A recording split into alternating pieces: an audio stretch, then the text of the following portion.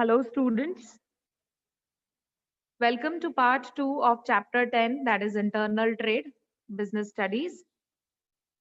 In the last session, we were talking about the wholesale trade and retail trade. And we had discussed that retail trade can be divided into two. One is fixed shop and the other is infinite traders. Now, first, let's talk about the types of fixed shop retailers, right from small scale to large scale.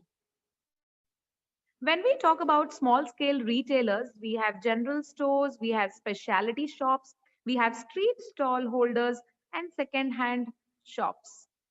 And when we talk about large scale retailers, we can have departmental stores, multiple shops, mail order houses, consumer cooperative stores, super bazaars, or vending machines. So let's learn that what are large scale retailers. Large scale retailing may be defined as a retail trade involving operations on large scale and sale of goods in small quantities. First, large scale is departmental stores. Now, it is a large scale retail shop selling a wide variety of goods in different departments under one roof and one management. We can see in the pictures, and we would have seen many departmental stores like this. Now, each department deals in separate line of goods like stationery, books, furniture, clothing, footwear, etc. Now, when we talk about the additional features or when we talk about the features of departmental store, it provides facilities like restaurant, play area, telephone booth, bank ATMs, restroom, etc. And usually these departmental stores are located in the central place of big city. These large scale retail organizations generally form as a joint stock companies. The another feature is elimination of middlemen.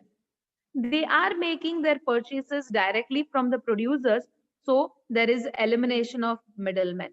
And there is a centralized purchasing and decentralized selling. When we talk about the merits or advantages of departmental store, first advantage is central location because it is located in the center of the city so that more and more consumers can visit the departmental store. Secondly, shopping convenience to consumers as they get different products under one roof. And the third advantage is consumer services are provided like free home delivery or telephone facility, restaurants, restrooms, etc. The most important advantage is economies of large scale operations in the matter of transportation, advertising, purchase, etc. And they do have automatic mutual advertising, that is, one department advertises the other. But of course, it comes with certain limitations. There is lack of personal attention as they have to handle a very large number of consumers daily.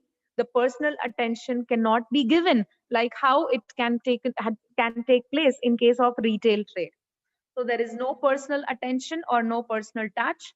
Second limitation or disadvantage is high operating cost because it requires huge place or a location.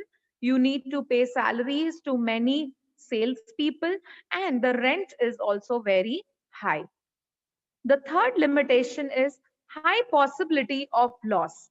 They incur high loss due to change in taste and fashion of the consumer as they have large quantity of stock.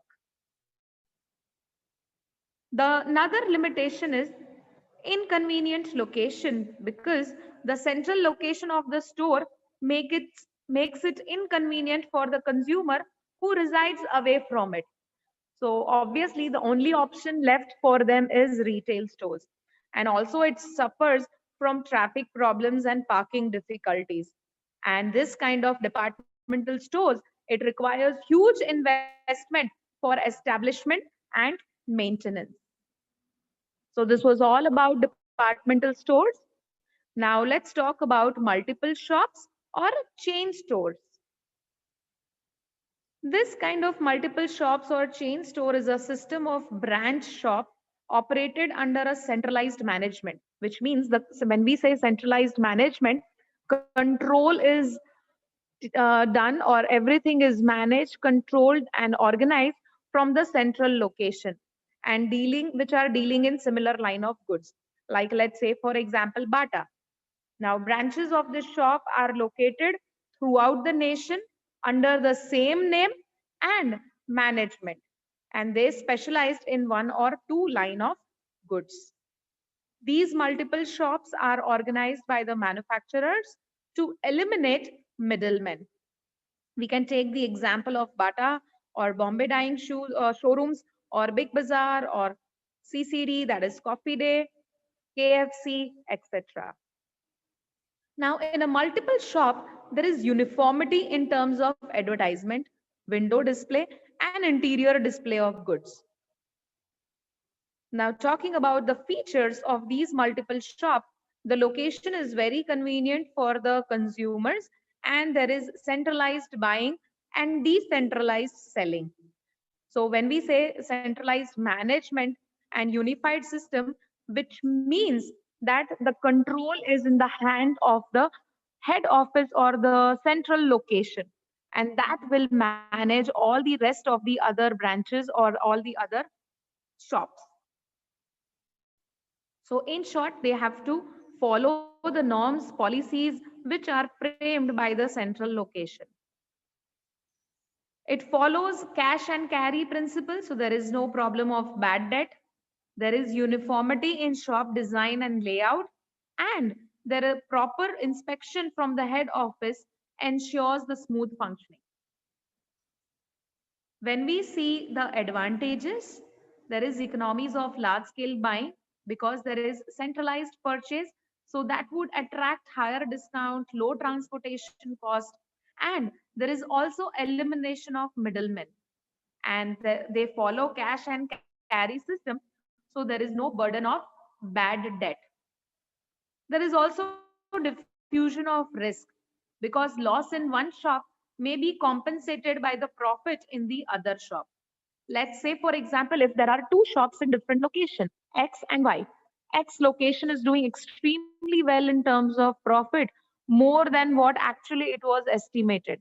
And the shop Y is not able to meet up the profit which was set.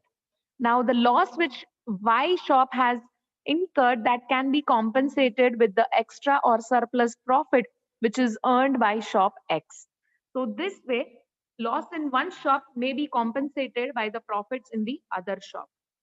It also have a low cost of operations because of economies of scale, and there is flexibility. So unprofitable branches can be shifted somewhere else. When we talk about the limitations of these multiple shops, we get very limited choice, and there is lack of initiative and motivation. And this happens because there is centralized control.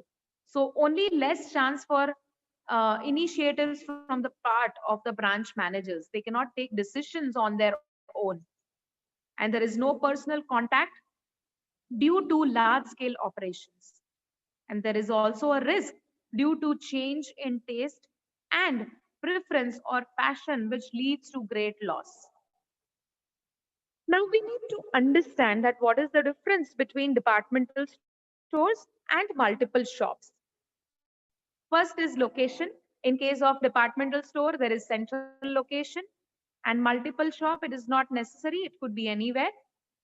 There is large variety of goods from different producers, whereas in case of multiple shop, limited variety of goods from a specified producer only, like Bata. Whereas in departmental store, you can get shoes or footwear of all the brands and companies. The third is services offered. Departmental stores do offer additional services, whereas multiple shops do not. And there is no uniform pricing policies. Instead, they are giving discounts to clear the stock in special occasion in case of departmental stores. But whereas in multiple shop, fixed price are there and uniform pricing policies are followed all over the shops in that particular area or region or state. When we talk about class of customers, in case of departmental stores, high income group who care more for the services rather than the prices. Whereas in multiple shop, it is suitable for the middle or low income group who are more concerned about the quality product at a reasonable price. Departmental stores do sometimes give credit facility to the regular customers, whereas multiple shop they strictly deal on the cash basis. So these are the major differences between both. Thank you.